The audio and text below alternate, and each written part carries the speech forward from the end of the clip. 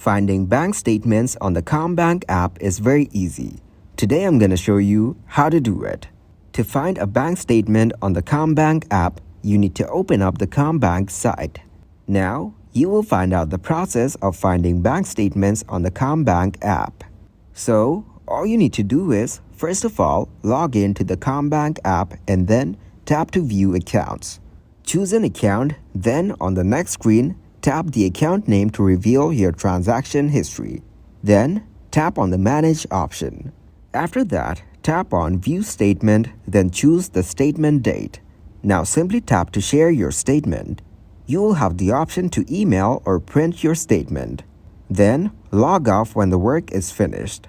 To find your bank statement on the Commbank app, you will need to follow a series of steps within the mobile application. Begin by opening the Commbank app on your mobile device and logging in using your customer ID and password, or your preferred biometric login method, such as fingerprint or Face ID.